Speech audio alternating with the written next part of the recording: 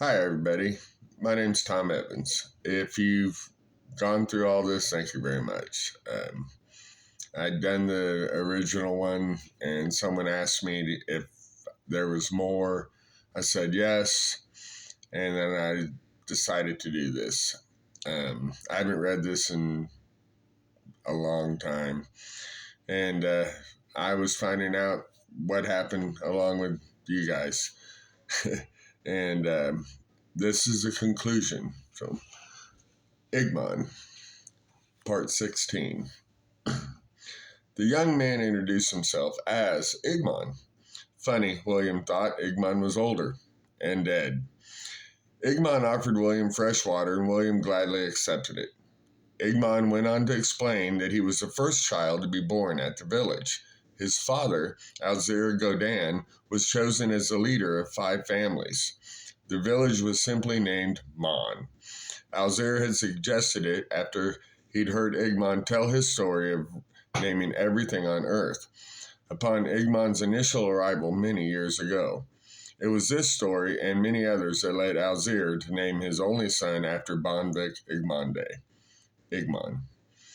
Additional couples and their children moved in over the years, and Mon had grown to almost 100 people. The houses were built into a cliff wall about a half-day's walk from the beach. Ready to stretch his legs, William and young Igmon began their journey. William was well taken care of in the village of Mon. He met Alzir, and all the people of the village came to shake his hand and say hello.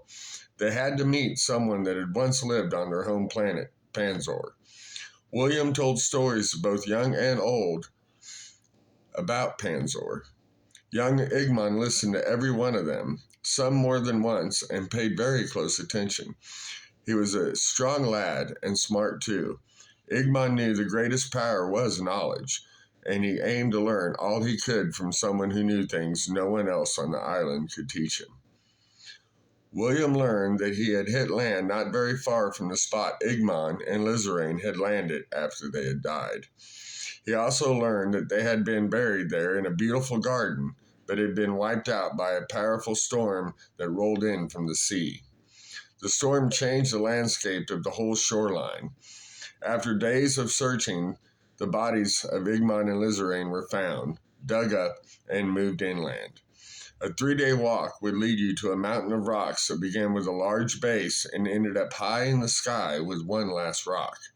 Atop the last rock, the raft was placed. One day, William and young Igmon began to walk to the final resting spots of Igmon Day and Lizaraine. The sun burned hot as the two talked about math and science, boys and girls, and the meaning of life. Reaching the site, they set up camp on the shady side of the structure.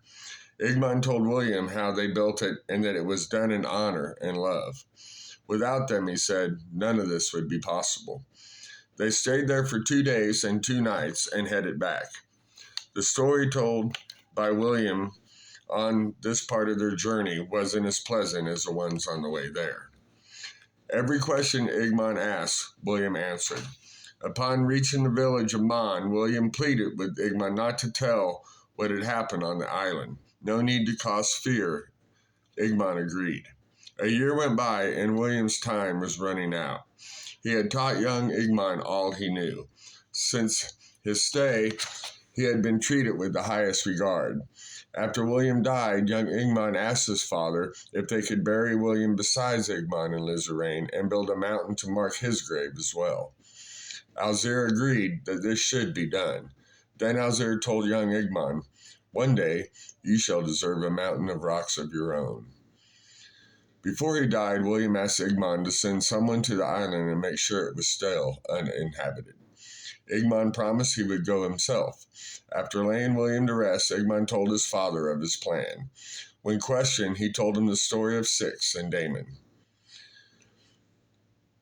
Igmon then told his dad his duty was to make sure all would be safe. Alzir hugged his son and watched as he sailed back to Igmon's island. The raft had shelter from the harsh sun. Igmon had food, water, fishing gear, and a strong desire to do great things.